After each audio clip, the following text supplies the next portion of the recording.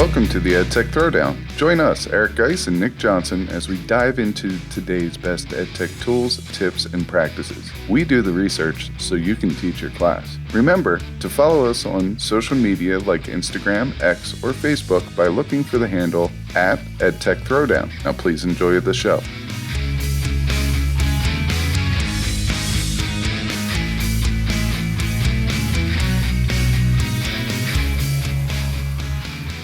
Welcome to the EdTech Throwdown. This is episode 209 called 10 Fun AI Tools to Try in 2026. In this episode, we'll explore the lighthearted side of AI as we examine some silly AI tools and uses that are guaranteed to make you and your students smile. This is another episode you don't want to miss. Check it out.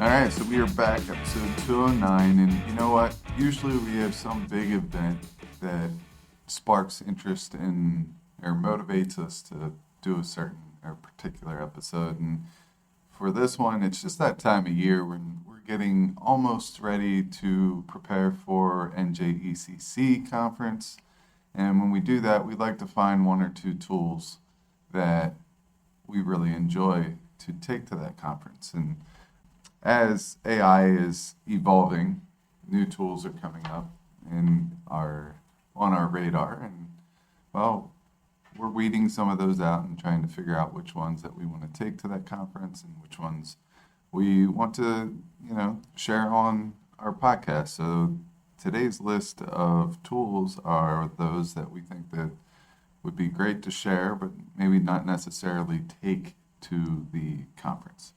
Yeah, we're kind of like testing them out. I know I found a couple that I think are worthwhile to share live, like you're talking about. But nevertheless, we're going to see sort of how it feels to talk them through on the pod, I guess, which I think is good for everybody listening because you'll get like the broader scope of all of these different things. The theme obviously is going to be like fun and silly AI tools, not necessarily educational in like their core message. However, really important part of education, of course, is making your students feel comfortable, having fun.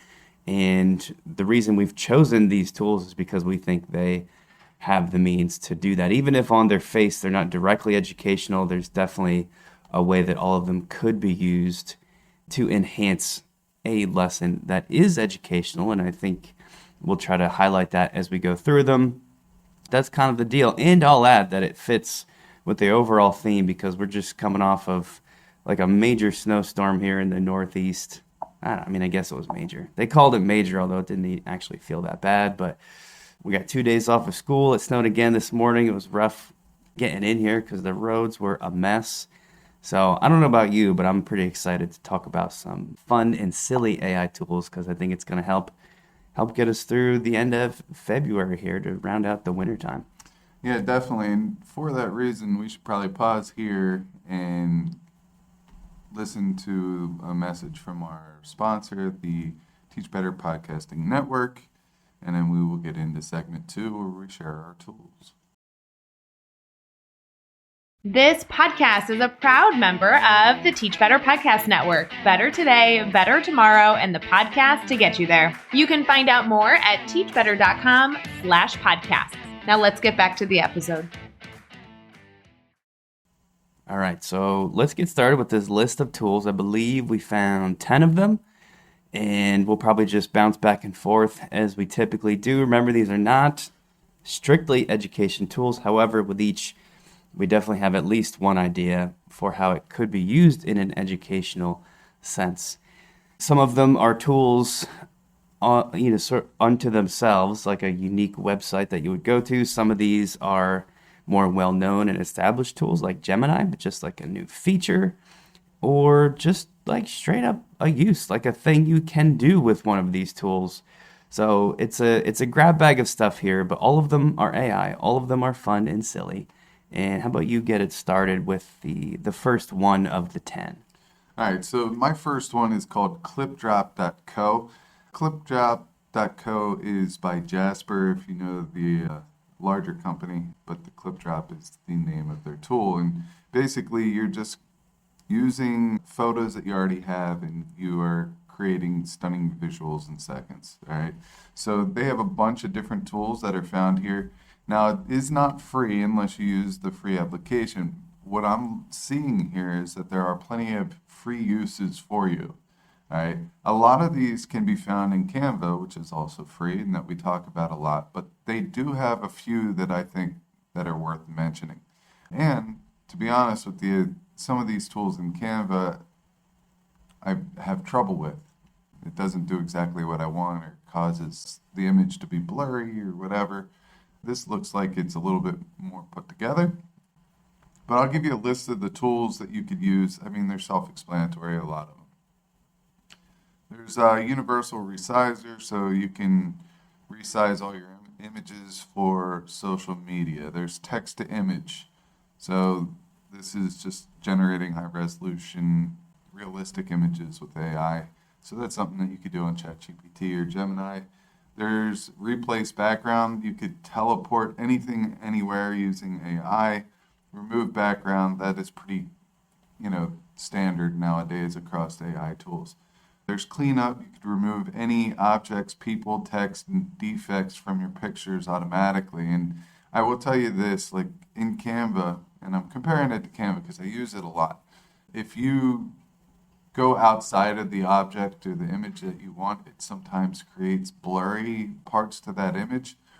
This one does a little bit better job with the cleanup. So that is one tool that I would recommend using with ClipDrop over Canva.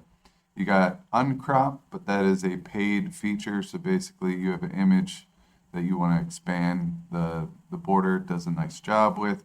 There is a free trial to this product. So if there's like one or two things that you needed, they give you a certain number of AI credits. You could go in and use uncrop for that. Image upscaler, I find that Canva has been awesome with this, but there is another option if you want it. There's another cool one, it's called Relight, and this allows you to relight your images with different color lights and stuff. So if you wanted to cast a pink shadow on the side of someone's face, you could do that. And then text remover, and once again, Canva will do this, but this is another option if Canva is not doing a good job. I like that for the options because anybody who's tried these, the analogous tool in Canva knows, like you said, it doesn't always work. So it's good to have this on the background just as like another way to do some of this editing if you ever are working with this kind of stuff. I'll get into the next one, which is an old AI tool, if we can call it old. Let's say this, a well-established AI tool. Talking about Google Gemini. If you're in a school district that is a Google school, then you're very familiar with this. But if you're not the type of person who uses it a lot or checks it all the time, you might not know that Gemini is not just an AI chatbot. It does all kinds of stuff. Like, what they call Nano Banana is the image generator within Google Gemini. Or what they have, I believe it's called Canvas, is like their coding tool. So it'll write code for an app or something interactive that you want to share online. There's all these different tools that live within Gemini. And now there's another one called Create Music. This is new just within the past couple days, at least as of late February 2026. And it's pretty cool. It does what a lot of these AI music generators have done. Several we've talked about before. I believe most notably is the website and app called Suno, S-U-N-O. This is maybe like a year ago that we were playing around with this, where you describe a song and a genre of music, and the AI generates the lyrics and fits those lyrics to actual music. You can do all that now within Google Gemini, which of course makes it a little bit safer and school appropriate because of all those Google privacy and security guardrails that are going to be built in. The way it works is when you go there, they have some pre-selected tracks. It looks like about 20 of them for now. And each is within a different style. So there's a 90s rap style, Latin pop style, folk ballad style, an 8-bit style. So like video game music, which I've found particularly fun. And you select the track you want to edit. You're essentially selecting a music style. So it limits you here. You can't like choose any style that you want, but there's I mean, pretty much whatever you could think of, it's going to have, because there's 20 different musical styles, including some interesting ones like forest bath, which is just like nature sounds. I haven't tried that yet to see how you might be able to edit it. But you choose the track and then tell it what you want the song to be about. I chose earlier one called 90s Rap. The song sounded pretty good. And as someone who was born in 1986, the music appealed to me extensively. I thought it was a nice little track. And I just very simply said, make it about chemistry. And then it went ahead and it took that track and produced something similar, but about chemistry. I then tried it again, a little more specific. And I said, make it about a type of solution called a buffer solution, which is this really important thing in chemistry. And I'm actually teaching it now in my AP Chem class, but it's so boring, so dry, that I thought having a fun, silly song about buffers in a 90s rap style might be kind of a fun way to get the kids not necessarily thinking, but laughing and enjoying their time in this dense topic a little bit more in more detail. And it did it. And it's a little bit better than the last time. I remember checking something like Suno. The quality, I think, is higher. They're not as editable, of course, because you have to use these pre-selected tracks. But I think that's why you're getting better quality on the back end too. So it's worth checking out if you want something fun like this for your class. We've done this before too, where we make the songs about like a specific student in a fun and silly way, as long as you know that that's not going to bother them. Maybe talk to them in advance. But this is cool. Check it out. Gemini Create Music under the Tools section. Love Gemini. I'm a big fan. I've been spending a lot of time with it. Very, very, very massed amount of use cases for Gemini. And that's something that I work with Gemini every single day, just to make my life a little bit easier and give me a little bit more time back in my day. Let's go to the next one, and I thought this one was pretty cool. It's called Pod Smart AI. Pods. I can't do it. Yeah, which version do we go with? I think it's podsmartai.com. Yep. And when you go onto that site, basically it provides you with media summaries. So it allows you to summarize podcasts and then send you the Cliff Notes version of each one of those podcasts. So say that there's a podcast that you listen to. Say it's the EdTech Throwdown, for example. You can go into PodSmart. You can put the the RSS feed into PodSmart, and what it will do is every time we release an episode, it will send you whatever you want. Like if you wanted the text summary of our podcast, it will send you that. Or if you just want the major bullet points of our podcast, it will email that to you as soon as it comes out. So now you don't need to go take notes. You can just have the notes delivered to you, and you can just enjoy the podcast on the way home. All right, so it will summarize on demand. It will send those summaries to your inbox. And then you could also, and this is something I really like, say you don't want to do the particular podcast, you want to do a particular topic, and it's going to go search other podcasts. So you could follow topics. So if you want AI in education, and you put that in, you can get, a bunch of topics from different podcasts sent straight to your email address. There are a lot of features. There's multi-language support. There's episode chatbot, so you can, go back and forth with the chatbot. You can build your searchable media archive. They also have a PodSmart AI library. So that library is going to contain summaries of thousands of episodes of the most popular podcasts and videos, which are brought up when your summaries are discussed via similar topics and things like that. So that's pretty cool as well. But this is PodSmart. There's a lot of different things to it. Go check it out. See if it's right for you. I like this because it makes me think of this past Monday when we had snow day, air quotes snow day, not actually snow day. It was an e-learning day. That means we had to post assignments for our students, but we also had to complete our own assignments. Like I had to read an article and fill out some form where I described it.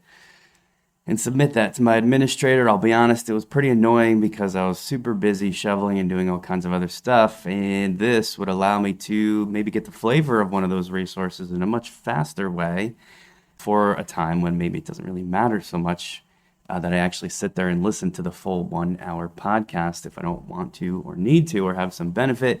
It also offers multi-language support, which is pretty cool. So if something was in a different language, or if you needed it in a different language, it will work and basically switch it over. Very cool. I like what PodSmart is offering. The next one that I'm going to talk about, we can do this pretty quick because it's just like a fun little one-off thing.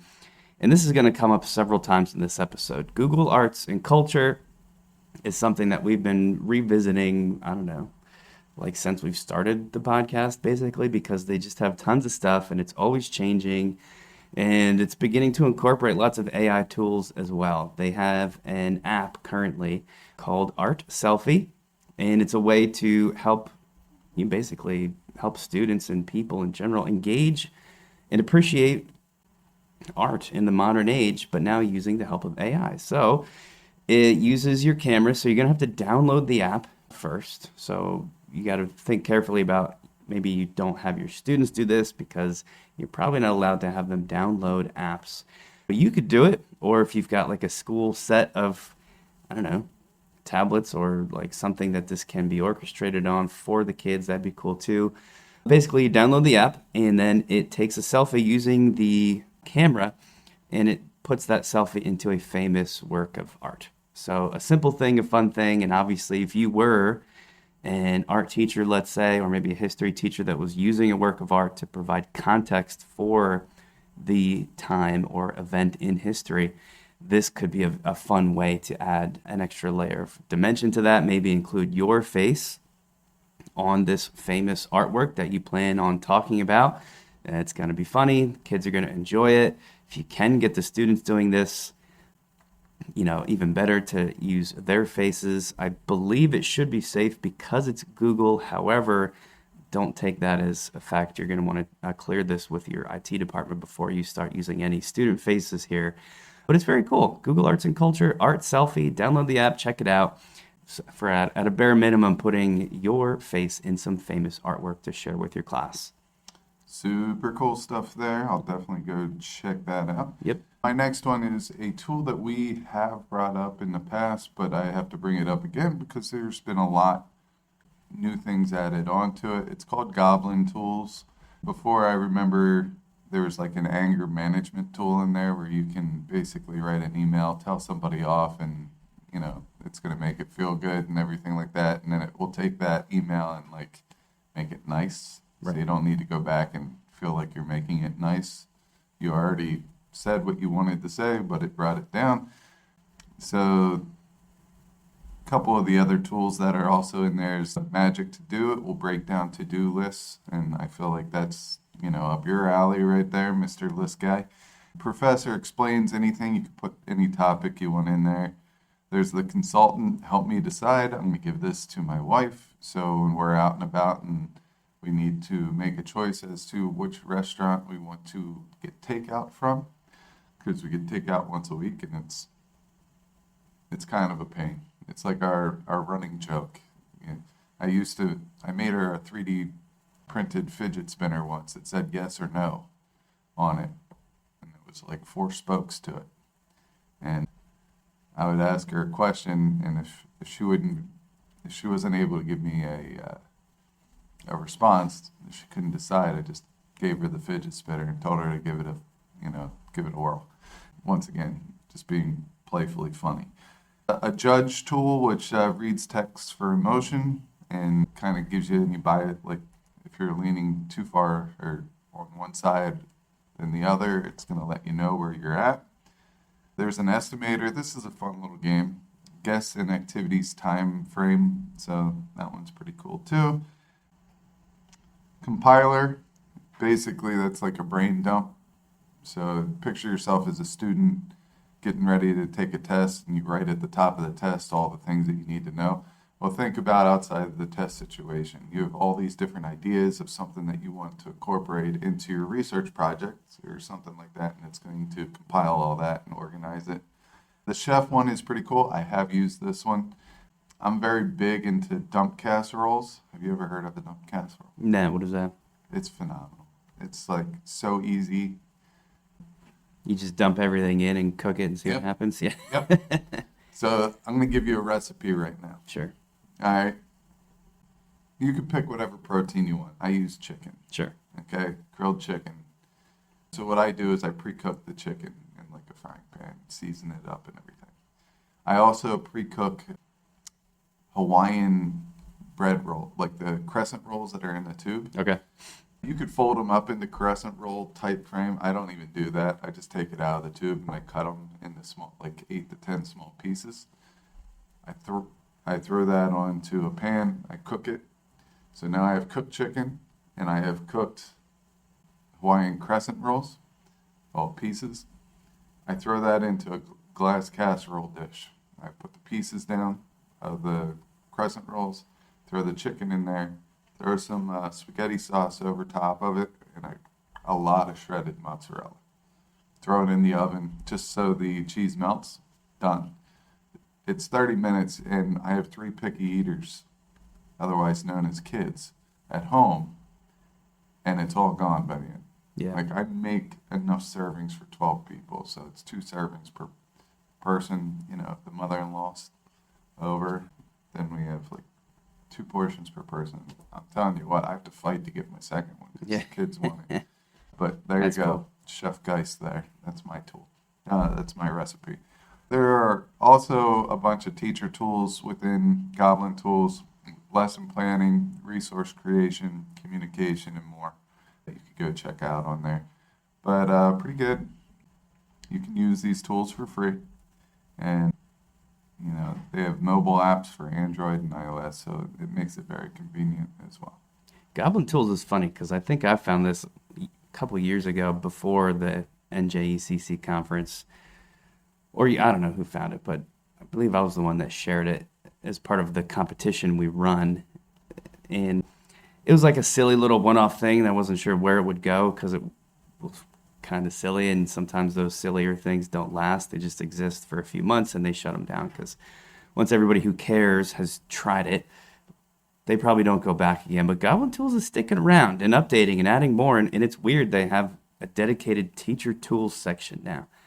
I'm not sure where that comes from, but it's interesting that we shared it at a teachers conference. I think some of the stuff that it does, like the formalizer and the you know, the to-do list and the professor, it just kind of appeals to a lot of the things educators have to do. So like so many AI tools, it then notices that and starts gearing more towards teachers. So that's cool. I'm happy to see it still existing, and I remain a fan. Goblin Tools, go figure, it's still there. Next up is called Quick Draw. This is a game.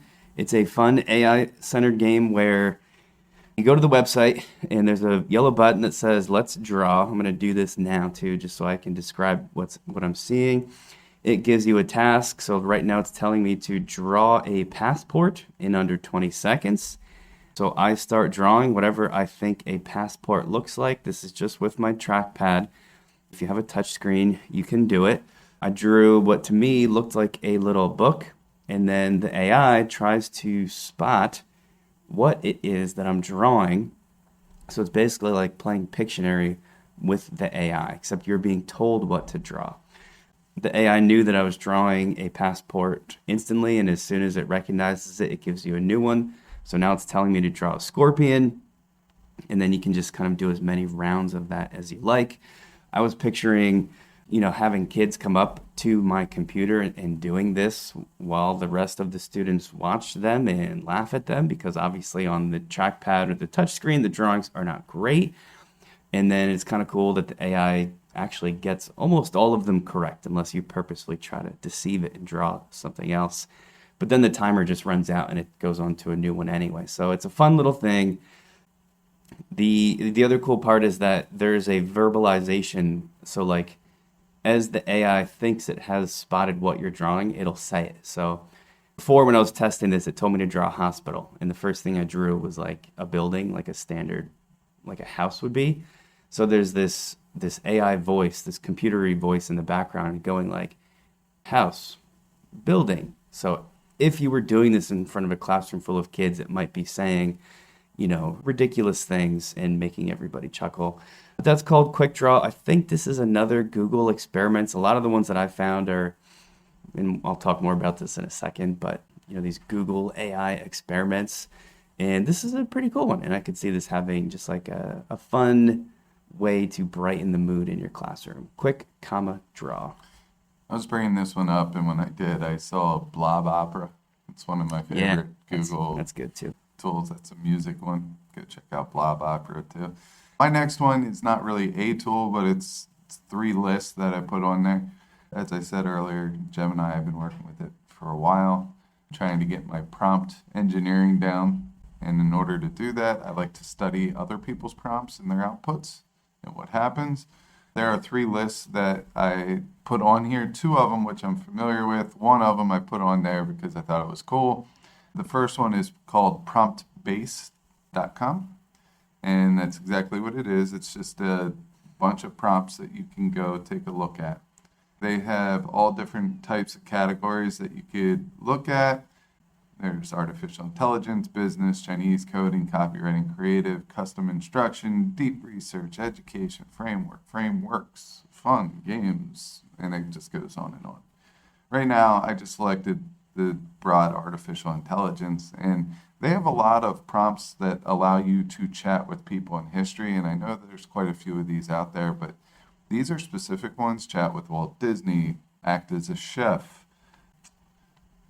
I don't know who some of these people are, but there's other ones. Chat with Louis Pasteur, chat with Buddha, chat with Marco Polo, Malcolm X, Marie Curie, Stephen Hawking. I mean, there's just so many of them there that you could chat with.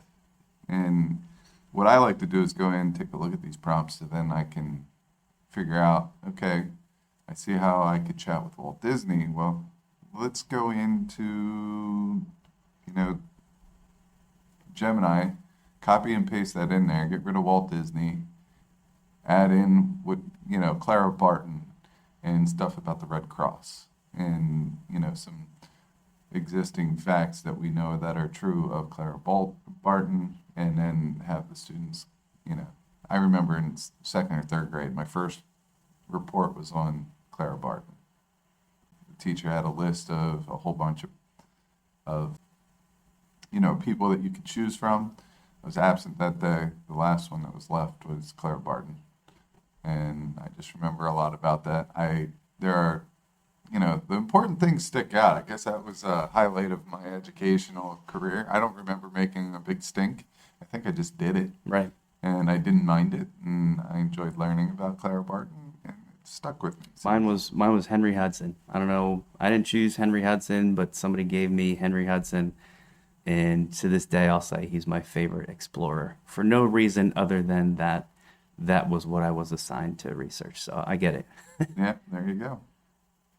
All right. Yeah, those are cool. I mean, AI prompts, I think a lot of people, when the people come to us for help with AI, I think a lot of the reason that we seem better at it is because we actually read prompts. Because 1, you really do have to get good at prompt engineering, and 2, this gives you a ton of ideas. So that's kind of what you're talking about. Yeah, so that was promptbase.com. The other 2, I'm just going to mention them because it's more of the same. It's just a library of prompts. The next one is the Wharton School of Business. That's UPenn, University of Pennsylvania's prompt library. I thought that was pretty cool. And then the other one was called the promptindex.com. All of them are prompt libraries. Go take a look at them. See if you could find, what makes a prompt unique and successful and generates a good output. And then decide if you want to, copy and paste those into your own master prompt library, so you have them whenever you need them. Or you could just copy, paste them over to Gemini and make your own gems, tailor them to your needs and make your own gems. Yep, that's great advice, and check out some good prompt libraries. This next one, number 8 on the list, is something called Google Labs. I think Google Labs might actually come up again for us in a later episode because there's a ton here, and it probably doesn't deserve to be listed as its own thing because Google Labs itself is a collection of these Google AI experiments that I talked about prior. It's just the place where they are all, I don't know if housed is the right word, but there's a lot of them, and I'm mentioning it as a tool unto itself just because I want people to know about it. But know that if you're a regular listener to the show, you'll probably hear us talk more about Google Labs in the future as we dive a little bit deeper into this. But it is the home for these Google AI experiments. It features them, so it's going to take like some of the best ones and make them easy for you to find on the main page. So a good way to start is to just go to labs.google and start scrolling until you see something that jumps out at you. They have a section of like new ones, and it'll say like be the first to play around. And I'll feature just one of these since this episode is supposed to be specific AI tools, and I will give you one specific AI tool from labs.google, and that is, it's pretty cool. It's called GenType, and it allows you to basically make a font. I don't think these are actually typable fonts, like something you could upload into Google Docs or Word and use, but maybe they are. Haven't tried it. But what it does allow you to do is generate an alphabet, so A through Z, in whatever wacky AI generated form you want. For example, the one that they show in their image is a piece of toast, and spread onto the toast is jelly, and the jelly is in the shape of a letter. So if you wanted the letter A, then you've got the letter A in jelly on a piece of toast. This obviously could be very cool and fun for maybe a presentation that you're putting together in whatever you can imagine, but now you've actually got the letters to match that. And sky's the limit because you can tell the AI to generate whatever you want. Very, very cool.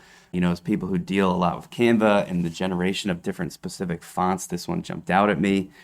But there's just, in a broader sense, remember though, this comes from labs.google, and they just have tons of cool stuff. I also am pretty happy to have found this because now I know where I'm going to go to get a bunch of ideas for our upcoming conference, because there's some neat stuff there. So check out Google Labs, check out GenType in Google Labs, and do some exploring, everybody. All right, so we have two left, and this next one I like, but with limitations. All right, the limitation is it's a complete time suck. You're gonna be in there a long time. They have so many different weird little tools. This site is called boredhumans.com. You go in there, and they're, like I said, some of them are overly weird. Like the first one is virtual girlfriends. Don't share this with your students. Yeah, do not. Chat with the AI girl of your dreams. They also have the boyfriend down at the bottom. There are other things like AI farts. What do robot farts sound like? So there's a lot of inappropriate stuff, but there are some that are pretty cool, and I'll give you some of these right now. There's a lyric generator. There's a movie musicals. So you could type in Harry Potter the musical, and it's going to do something to make it more musical-ish. I don't think it's going to bring you a video. I haven't clicked on that one, but I'm just telling you some of these AI tools that they have. They have image generator. They have a travel guide, which is cool. This is the first year our spring break matches up with my kids' spring break. So we're actually going to take advantage of it. It's also the first year that we have no child care payments. This is the first time in 10 years. So that's amazing, right? So we decided that we were going to go on a vacation. And it was going to be our first family vacation that is more than just camping or something like that. We're actually going to go somewhere. So I typed in our location, and I asked the travel guide to give me a list of activities. I took that list of activities, and then I went over to Gemini, and I said, give me some names of places and their going rates and things like that of safe places near this place for us to go for these types of activities, and then that's how I used it. There's a murder mystery one in here. So basically they give you a little chunk. You do the answer to that. For example, they give you a background of the murder mystery, and then they give you 3 choices. You could go to the lab. You could go inspect the murder. You can go do something else, and then you choose which one that you want to do. And then from there, it gives you the next piece. You go, it tells you a little bit about whatever one that you said that you wanted to check out first, and you kind of go through that until you could solve the mystery there. There are AI generated podcasts, there's photo blenders in here, word generators, faces of the world from all over the world. There's like different faces and background stories to those faces. There's a website builder, face animation, cartoon yourself. I will say this site is a little bit slower than like if you go to Gemini and you put something in. So if this is something that you are doing while you're watching a TV show with your husband or your wife, and you don't really care about the TV show, it's kind of just background noise, and you want to check out something, this is definitely the one to check out for you. But it's called Bored Humans, a lot of different stuff here. And I mean, there's one called Tarot Card Reader, so why not, right? Yeah, check it out. I've been playing around with the one that's called New Word Generator, where it comes up with words that don't exist, and it gives them a definition, and it's just silly, and honestly, it's stupid, but I've enjoyed it for some reason. The first one it gave me was T-Law, T-E-A-L-A-W, which is a color, a reddish-brown or blue-gray color. For example, used in a sentence, my T-Law jersey. And I did a couple more. Give me another. And the next one was Gabator, which is an inhabitant of the French region of Garona. I don't know if, is Garona even real? I just don't even know what's happening. But the point of this whole episode is I'm smiling, right? I'm laughing, and it's just dumb. But that's Shabadoosh. Yeah, exactly. It's that. It's just funny.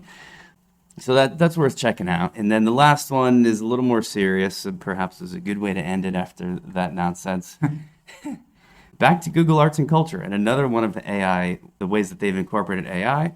We've talked many times about the way you can do Street View to tour specific places around the world. Like if you wanted to go to the Angkor Wat Temple, you can essentially walk through that temple and explore it using Google Street View. But now there's an AI talking tour to go along with a lot of these major landmarks. So as you walk around, an AI is noticing oh, you're looking at this particular temple building, and it has access to information about it. That was built in 1350 by the blah, blah, blah empire. And it'll give you a talking tour through what you're seeing. So this means as students could be exploring on their own, they're also getting a tailored talking tour of what they're looking at. And I just think it's a natural progression of this thing, Google Street View, and how Google Arts and Culture has taken that as a learning experience, but now AI is describing to you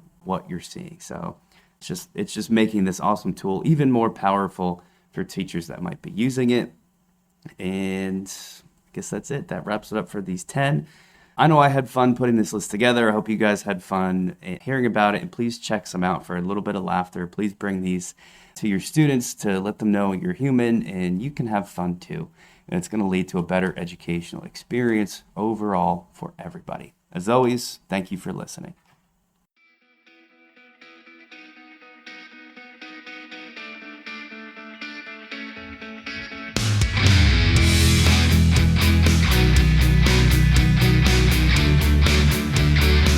Thanks for listening to the EdTech Throwdown.